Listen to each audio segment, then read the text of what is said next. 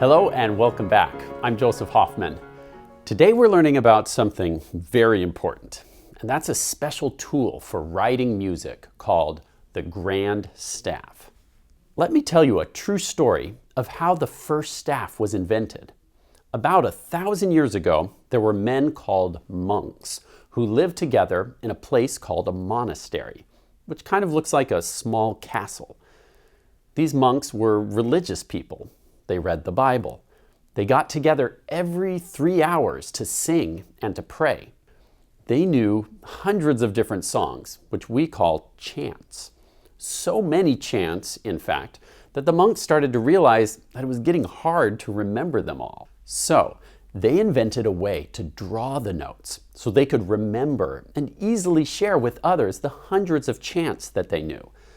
The system they invented is still in use today, and it's what we use to draw music. Let me show you what it looks like. This is a staff. It's what the monks invented as a tool for drawing notes. Let's see how many of these lines there are. Count them with me. 1, 2, 3, 4, 5 lines. You might be interested to know that when it was first invented 1,000 years ago, it only had 4 lines, but today we use a 5-line staff. Well, the monks decided that if the song had a low note, they would draw it down low on the staff, like this. And the higher the position of the note, the higher you would sing, like this. Ba, ba, ba, ba, ba, ba, ba, ba. They also decided that notes could be on a line, like this, or on a space between the lines, like this. And as notes step up, they go line, space, line, space, line. Originally, notes were drawn with these kind of square and rectangle shapes, but today we use a round shape called a note head, like these. Let me draw part of a song and see if you can guess what song it is.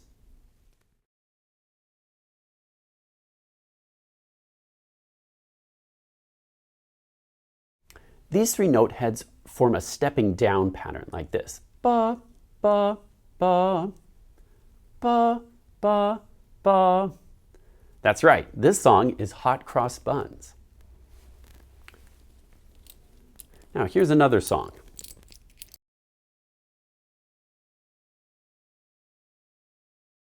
This one goes ba, ba, ba, ba, ba.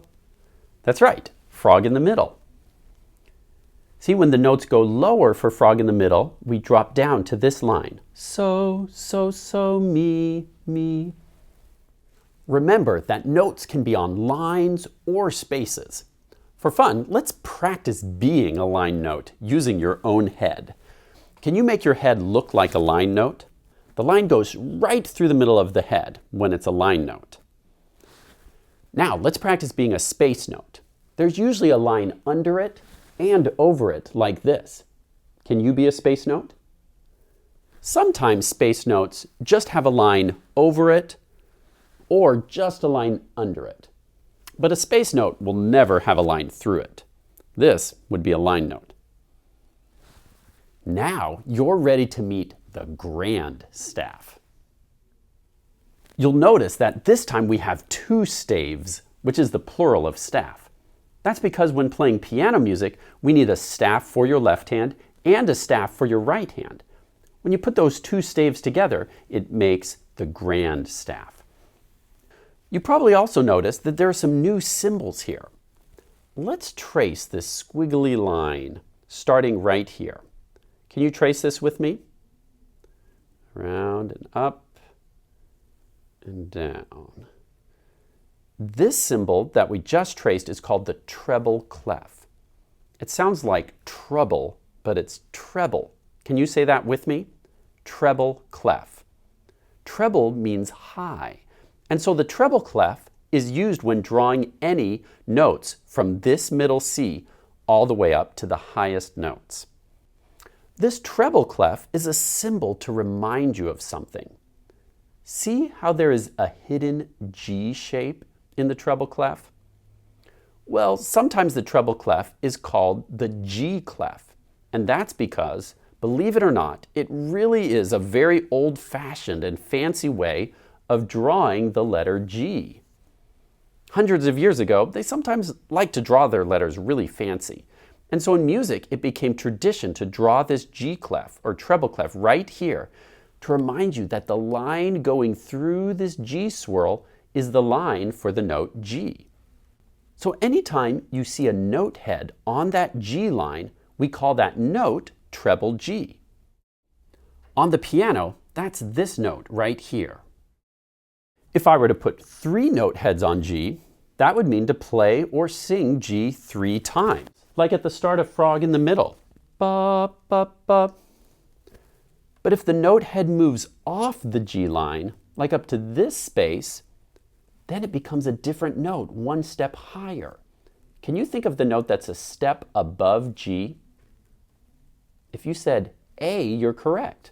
So if this is the G line, then this note is A. And what would this note be?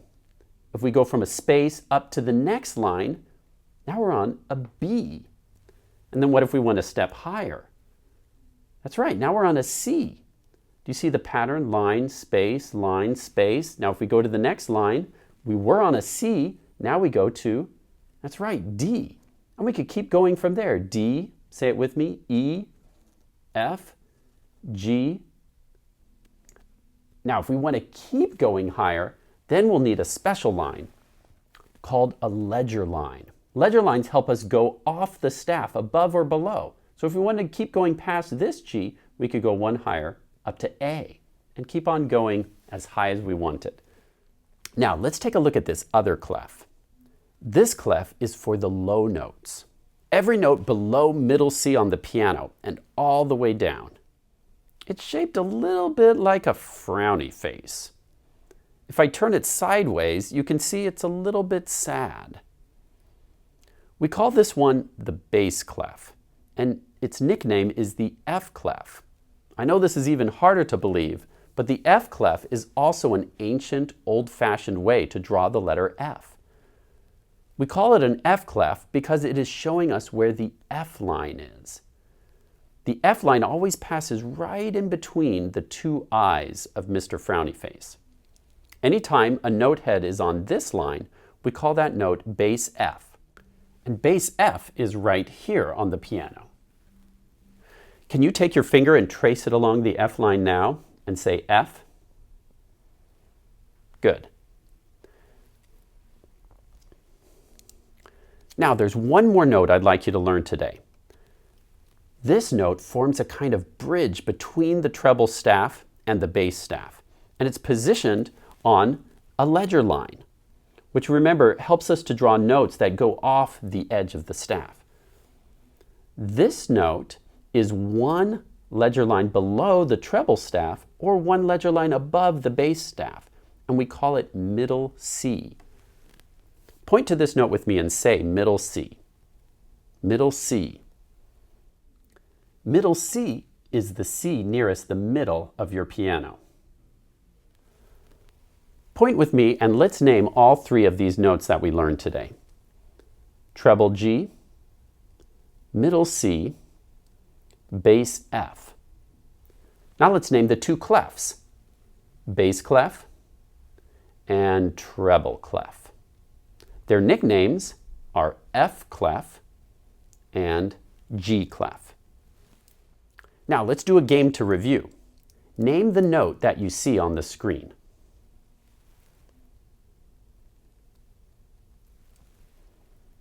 If you said middle C, you're correct. Name this note. If you said bass F, you're correct. What's this note? If you said treble G, you're correct. Now let's play one more game. This time we're going to go for a hunt. This time I've drawn lots of notes on the staff, and you have to help me hunt for the one that I call out. First, can you point to the middle C? If you're pointing right here, you're correct. Now, can you point to the treble G? If you're pointing right here, you're correct. This is the note that's on the G line. Now, Now, can you point to the bass F? If you're pointing right here, you're correct. Great job learning about the grand staff today. Now you know the basics of reading and writing notes on the staff. From our website, you can download worksheets that will give you additional practice and review with the grand staff and some experience drawing the clefs and notes on the staff for yourself. Thanks for watching, and see you next time.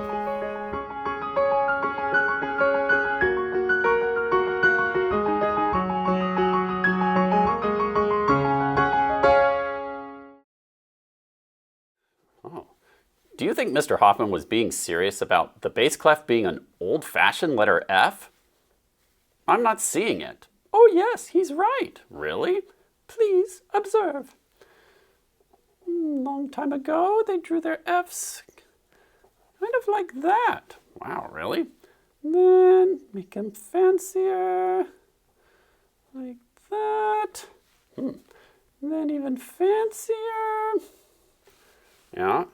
Until we get the bass clef. Wow, it is an F. Huh. That's fantastic. Factual and functional. Fancy and philosophical. Philosophical starts with a P. Oh, no, not an O. P. I see. Not C either. Oh, G. G? I thought you said P. Ugh, I think it's time to drop it. I'll see you later. Bye. Okay, bye.